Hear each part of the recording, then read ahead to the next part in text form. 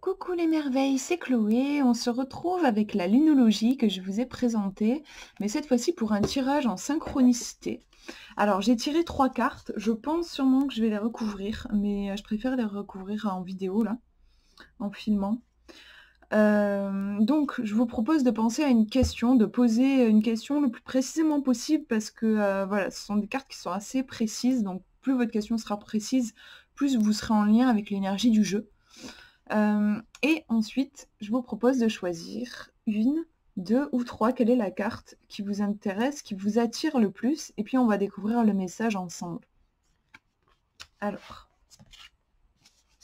si vous avez choisi la première, par rapport à votre question, on vous dit « Travaillez sur vos peurs ». Il s'agit d'une nouvelle lune, c'est la nouvelle lune en Scorpion.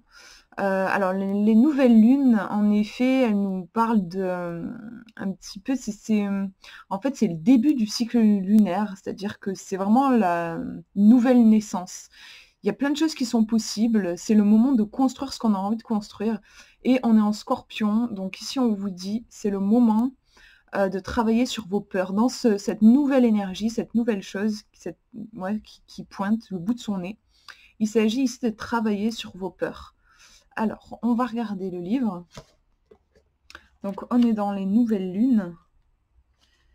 Et c'est Monsieur Scorpion qui est sorti. Alors, cette carte suggère une renaissance par rapport à votre question, donc c'est plutôt chouette. Considérez votre situation comme un phénix qui renaît de ses cendres. Comme le pragmatisme de naissance, mort et renaissance, c'est là toute l'énergie du Scorpion. Quoi que vous ayez traversé, un renouveau vous attend. Donc c'est cool. C'est sans doute un peu sombre, pas d'arc-en-ciel ni de licorne en vue, mais c'est profond et transformateur. Cette carte suggère également que si vous connaissez votre magie, il est temps de l'éveiller. Elle peut aussi annoncer le début d'une période plus charnelle si vous étiez en abstinence et une intimité émotionnelle est aussi au menu. Le Scorpion est le signe qui aime aller au fond des choses, physiquement, mentalement et spirituellement. Et quand cette carte apparaît, ce qui arrive n'a rien de superficiel.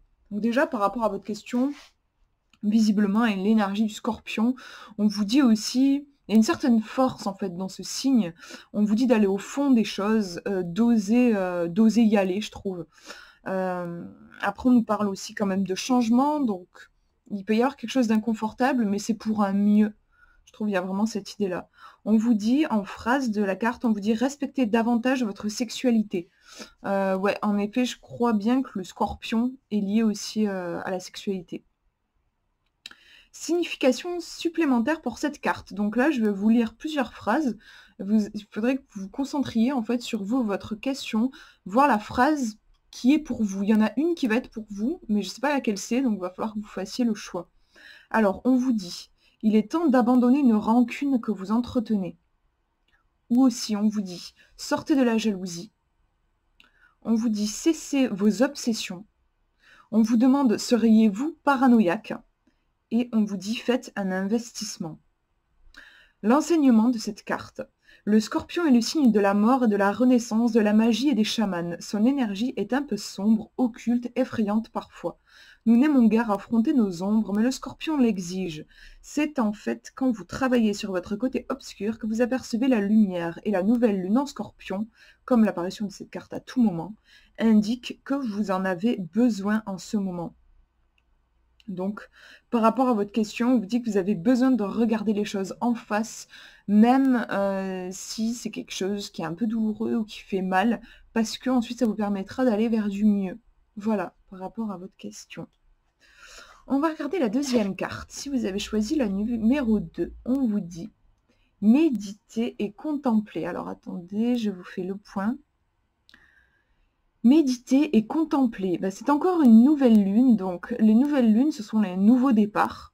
En même temps, ici, c'est un nouveau départ en Poisson, qui est un signe quand même vachement sensible d'eau. Donc c'est pas, on vous dit pas de démarrer au quart de tour par rapport à votre question, mais plus d'être dans une énergie très yin, douce. On vous dit méditer et contempler. Je trouve qu'il y a un côté plus faire une pause, être dans un temps d'introspection, un petit peu comme l'ermite dans le tarot, plutôt que de vous lancer à fond dans quelque chose. On va regarder le livre. Donc, encore une nouvelle lune. Celle-ci, elle est en poisson. Alors, la voilà. Cette carte parle de rêves et de liaisons amoureuses, d'âme sœur et de poésie. Elle indique un nouveau départ pour vous dans un domaine qui vous laisse le sentiment d'avoir la tête dans les nuages ou d'être dans un état totalement altéré. Confusion et déception sont au rendez-vous, si c'est ce que vous avez déjà connu et ce à quoi vous vous attendez. Cependant, si c'est une bonne affaire, souhaitez-la très fort parce que les paroles de votre cœur et de votre âme peuvent obtenir la satisfaction de vos rêves. Si tout cela vous paraît un peu délavé à l'eau de rose, tant pis pour vous. Les poissons sont le dernier signe du zodiaque et la carte de la nouvelle lune en poisson représente la dernière chance de réaliser vos rêves. Ensuite, on vous dit la phrase de la carte: suivez vos sentiments pour trouver votre chemin. La logique ne fonctionne pas ici. En effet, comme je disais, on est dans une carte quelque chose de très émotionnel, aussi d'ailleurs lié au rêve. Donc ici, c'est pas la logique et le pragmatisme qui règnent. Signification supplémentaire pour cette carte. Donc là, on a plusieurs phrases et il y en a une qui devrait répondre à votre question, mais une seule. Donc voilà, je vous laisse faire votre choix. On vous dit: affrontez vos peurs, elles vous retiennent en arrière. Ou bien cette situation est arrangée. Ou encore, il est temps de vous abandonner au divin. Psalmodier Om Namo Narayadi.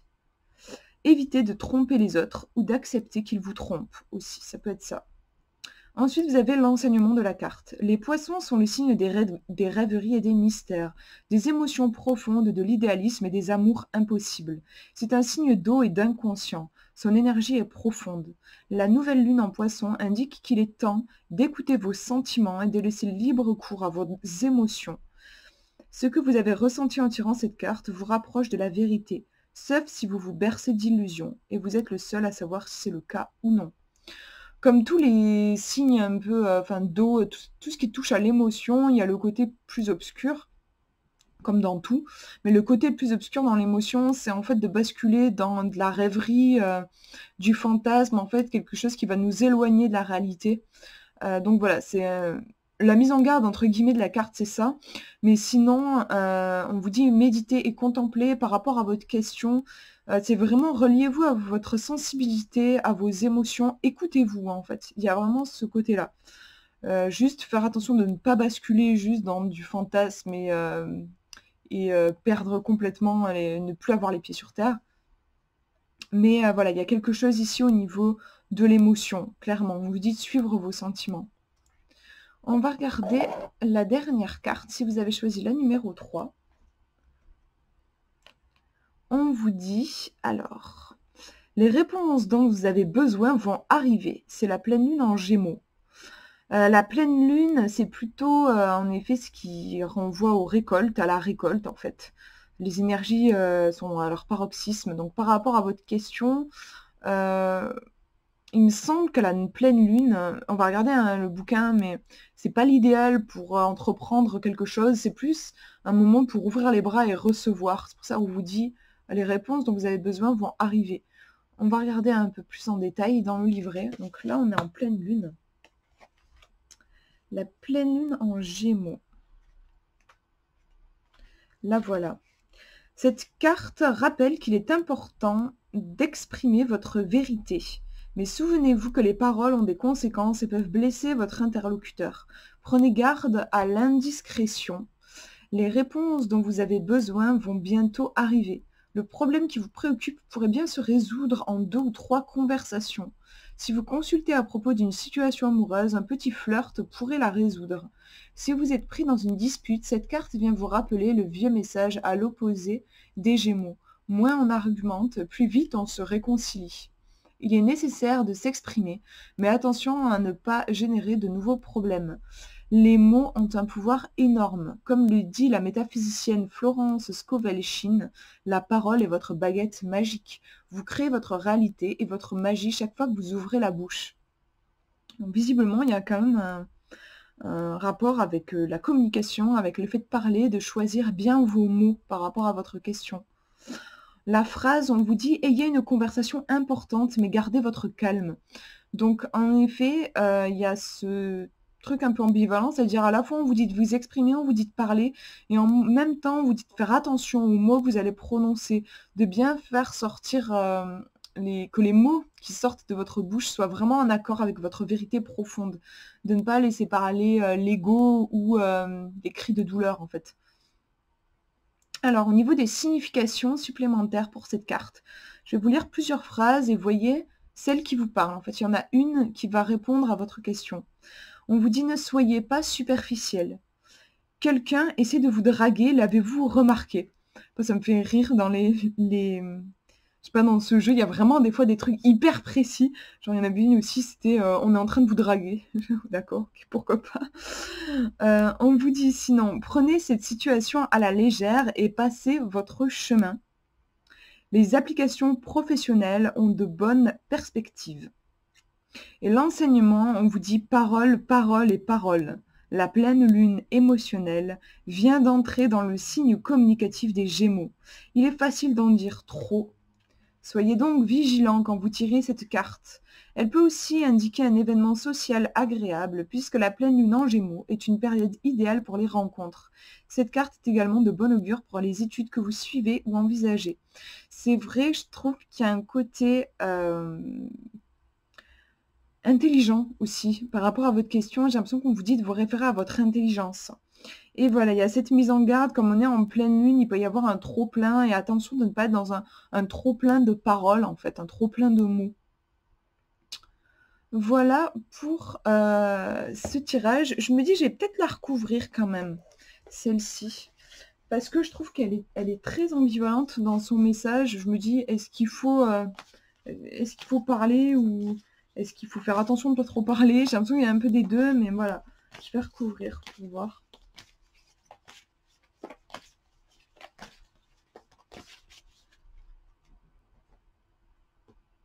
Alors. Bon, on est vraiment dans le même message, c'est drôle, hein. C'est assez fou. Un problème personnel va se résoudre, on y est encore, on est en pleine lune toujours. Donc il y a vraiment cette énergie qui est très très forte, qui a son paroxysme. J'ai l'impression que vous ne pouvez pas faire grand chose en fait. Honnêtement, moi j'ai plus ce sentiment-là.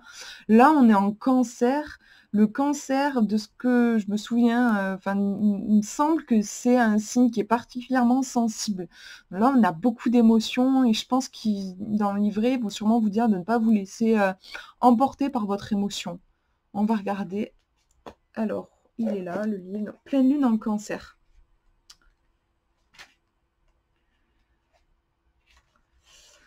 La situation est exacerbée par la pleine lune en cancer qui est extrêmement émotionnelle et il pourrait bien se produire une explosion de sentiments autour de votre question.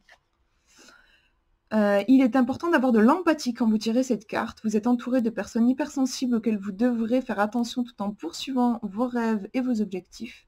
C'est une période spécialement féminine. La carte annonce aussi qu'il est temps de gérer les problèmes familiaux qui se montrent. Rien de grave, elle signale un défi qui arrive à son terme. Elle indique à la fois qu'une affaire domestique et d'ordre privé risque d'atteindre son apogée et que c'est le bon moment pour déménager. La réponse à votre question réside dans le fait de prendre des décisions avec délicatesse. Vous voyez, on y revient, je trouve. Il est temps pour vous d'identifier vos efforts afin de surmonter vos sentiments d'insécurité. La phrase, on vous dit, il serait peut-être judicieux d'avancer vers vos buts de manière détournée. En signification, on a médité pour apaiser vos émotions exacerbées. Ne soyez pas peau de colle. Arrêtez de bouder. Avez-vous suffisamment rencontré votre famille ces derniers temps? Et en enseignement, on vous dit les émotions exacerbées par l'association de la pleine lune et du cancer ne passent pas inaperçues. Le cancer est l'un des deux signes de dominisation de la lune avec le taureau et astrologiquement parlant, la lune adore se trouver dans ce signe qu'elle gouverne. Cela signifie qu'avec cette carte, il faut un sentiment que tout est bien comme cela doit être ou qu'il n'y a pas de soucis, tout va s'arranger. Et c'est vraiment le message, je trouve, c'est assez fou. À quel point ça correspond, les deux cartes. On vous dit votre problème, tout va s'arranger. Je pense que, comme on a cette énergie vraiment très forte de pleine lune, je pense qu'il vaut mieux éviter de tenter grand-chose. Parce que j'ai l'impression qu'au niveau, visiblement peut-être relationnel, avec les Gémeaux, ou en tout cas, je dis relationnel parce qu'il y a la parole, mais en tout cas au niveau de la pensée, il y a peut-être beaucoup de pensées qui sont là, beaucoup d'émotions liées à ces pensées. et je crois, il me semble, enfin moi je le sens comme ça, la meilleure attitude c'est plus d'être dans l'accueil, d'accueillir et que en fait, bah, les réponses vont venir tout simplement.